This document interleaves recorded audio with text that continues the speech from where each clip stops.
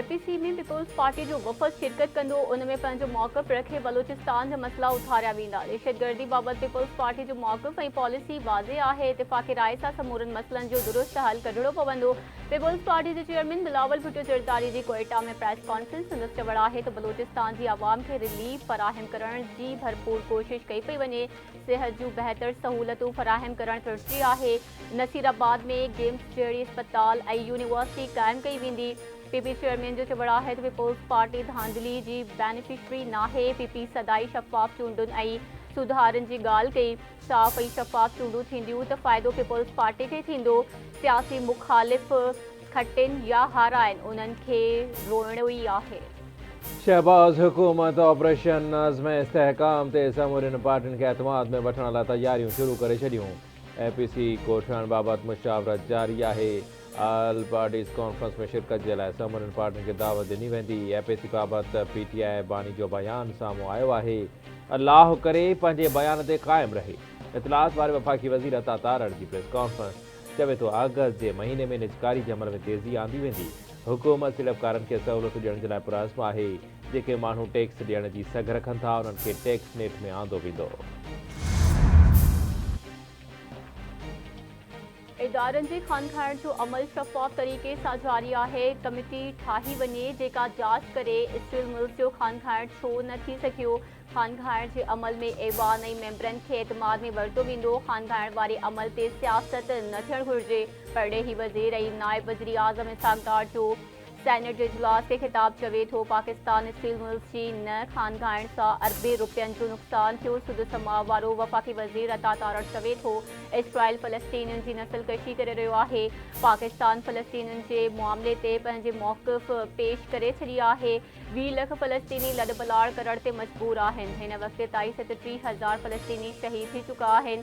वज़ीर आज़म मुतालबो कयो आहे त इसराइल खां नस्लकुशी जो जवाबु घुरियो वञे। Army chief general Asim Munir जी सदारत हेठ 265 कोर कमांडर्स कॉन्फ्रेंस दहशतगर्दी के खात्मे जे लाइ अज़्म इस्तेहकाम अहम क़दम करार। कॉन्फ्रेंस में अमन इस्तेहकाम लाइ क़ुर्बानी ॾींदड़ जवाननि इदारनि ऐं शहरनि खे भेटा पेश। ISPR मूजिब कॉन्फ्रेंस में कुछ धुरियुनि पारां अज़्म इस्तेहकाम ते तनक़ीद ऐं मुफ़ादनि लाइ वावेला ते ॻणती जो इज़हार। फोरम पारां इलाक़ाई सलामती ख़ासि तौर ते अफ़गानिस्तान जी सूरत हाल ते गौर कयो वियो।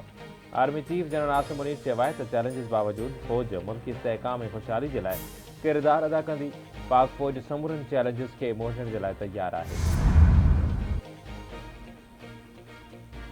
5 जुलाई जमहूरियत ते राताहे जो ॾिहाड़ो। पीपल्स पार्टी अॼु कारो ॾिहाड़ो मल्हाए रही आहे। 5 जुलाई ते आमिर ज़ियाउल हक़ हिकु आइनी ऐं जमहूरी हुकूमत जो तख़्तो ऊंधो करे कब्ज़ो कयो हो। 5 जुलाई ते हिकु आमिर चूंडियल वज़ीर आज़म जी हुकूमत ते राताहो हुयो। आमिरीअत जा हामी माण्हू जमहूरियत खे नुक़सान पहुचाइण लाइ हमेशह तयार हूंदा आहिनि। पीपी चेयरमैन बिलावल भुट्टो ज़रदारी जो 5 जुलाई जी वरसी ते पैगाम।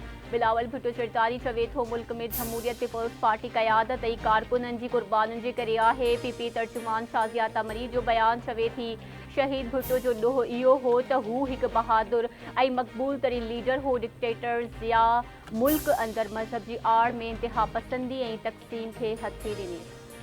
पीपल्स सेक्रेटरीट कराची में 5 जुलाई के हवाले से तकरीब कारो झंडो फड़कायो वियो। अॼु आमिरियत के ख़ात्मे ऐं जमहूरियत के मज़बूत करण जो ॾींहुं आहे। पीपल्स पार्टी जमहूरी जिद्दोजहद वसीले आमरनि खे मात ॾिनी। शहीद ज़ुल्फ़िकार अली भुट्टो आमिरियत आॾो कंधु न झुकाए मुल्क ऐं क़ौम जो गाठ ऊचो कयो। सूबाई वज़ीर सईद गनी ऐं ॿियनि जो ख़िताब। महांगाई जी मारियल अवाम खे बिजली जो झटको। हुकूमत बिजली 3 रुपया 3 फ़ी पैसा फ़ी यूनिट ते महांगी करे छॾी। नेपरा पारां नोटिफिकेशन जारी। नोटिफिकेशन मूजिब बिजली जो नओं अघु मई जे फ्यूल एडजस्टमेंट जी मद में कयो वियो आहे। इज़ाफ़ी ओगाड़ी जुलाई जे बिलनि में कई वेंदी। पेट्रोलियम डीलर्स एसोसिएशन हड़ताल वारी कॉल ते विराइजी वई।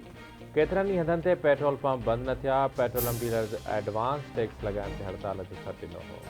वॾे वज़ीर सैयद मुराद अली शाह तरफ़ां हब में एक्साइज़ ऐं नारकोटिक्स पुलिस जी चौकी ॿीहर क़ाइमु करण जी हिदायत। सैयद मुराद अली शाह जी सदारत हेठ नारकोटिक्स कंट्रोल बाबति इजलास।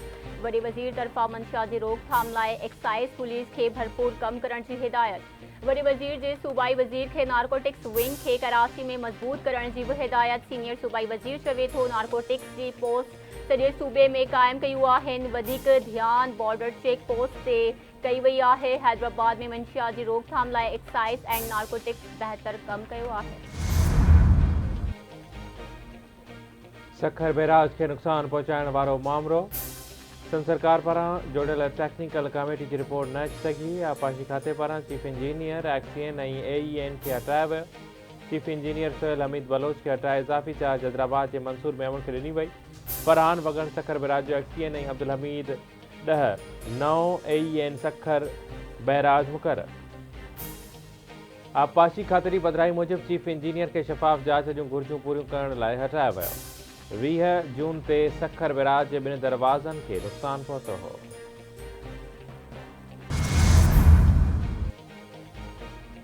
कंहिं बि मुल्क खे बटण दॿाइण सां तब्दील नथो करे सघिजे। असांजी पहिरीं तरजीह आवाम जी ख़िदमत करणु आहे। दुनिया केतिरनि ई चैलेंजिस खे मुंहुं ॾेई रही आहे। असांजे मुल्क खे बि वॾी रीसेट जी ज़रूरत आहे। लंडन में बर्तानिया जे नए चूंडियल केयर स्टॉर्मर जो पहिरियों ख़िताब संदसि चवण आहे त असांखे गॾिजी अॻिते वधिणो पवंदो। तब्दीली लाइ बिना देरि कमु शुरू कयो वेंदो। बर्तानिया में कंजर्वेटिव पार्टीअ जो 14 सालनि जो दौर ख़त्म। ऋषि सोंक शिकस्त तस्लीम करे वरिती। बर्तानिया में आम चूंडुनि में लेबर पार्टी 343 सीटुनि ते कामयाबी माणे वरिती। लेबर पार्टी जो केयर स्टॉर्मर वज़ीर आज़म बणिजंदो। लेबर पार्टी जो सरबराह केयर स्टॉर्मर चवे थो त अवाम फ़ैसिलो ॾेई छॾियो आहे। हाणे तब्दीली जी ज़रूरत आहे। बर्तानवी अवाम जी ख़िदमत कंदासीं। सख़्त महिनत करे मुल्क खे बहराननि मां कढणो आहे। तब्दीली लाइ बर्तानिया जी अवाम जो थोराइतो आहियां। पहिरें मुल्क बाद में पार्टी हूंदी। असांखे अहिड़ो नज़रियो पेश करणो आहे जेको अवाम खे मुतहद करे।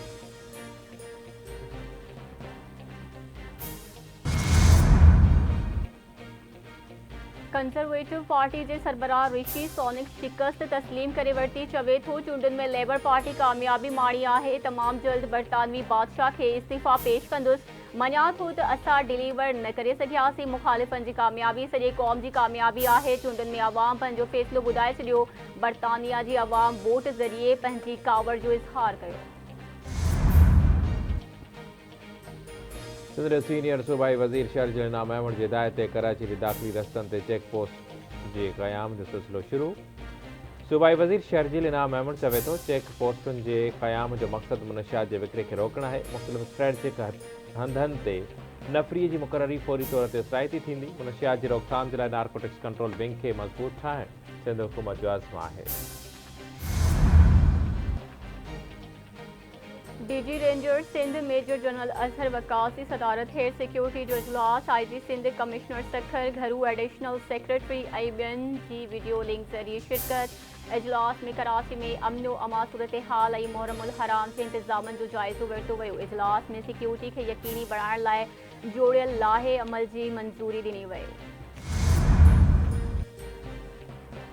वफ़ाक़ी हुकूमत तरफ़ां मुहर्रमुल हराम दौरान सोशल मीडिया ऐप्स खे बंदि करण वारी सूबनि जी दरख़्वास्त रद्द। वफ़ाक़ी घरू वज़ीर मूजिबि फेसबुक, टिकटॉक, व्हाट्सएप समेत ॿियूं सोशल मीडिया ऐप्स बंदि न थींदियूं। मुहर्रमुल हराम दौरान सिक्योरिटी सूरत हाल खे फुल प्रूफ बणाइणो वेंदो। मुख़्तलिफ़ सूबनि तरफ़ां 6 सोशल मीडिया ऐप्स खे 11 मुहर्रमुल हराम ताईं बंदि करण जी दरख़्वास्त कई वई हुई। घोटकी जे एडिशनल सेशन जज जी अदालत नसरुल्ला गडाड़ी क़तल केस जी ॿुधणी।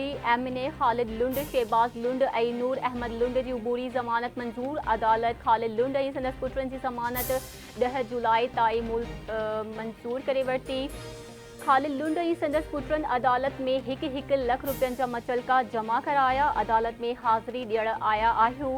शहीद नसरुल्ला गडाड़ी भाउ हो। वारसनि सां असांजी हमदर्दी आहे। अदालत फ़ैसिलो कंदी। उम्मीद आहे त बेगुनाह साबित थींदासीं। पीपल्स पार्टी अॻवान ख़ालिद लुंड जूं दहशतगर्दी तोड़ अदालत ॿाहिरां मीडिया सां ॻाल्हियूं।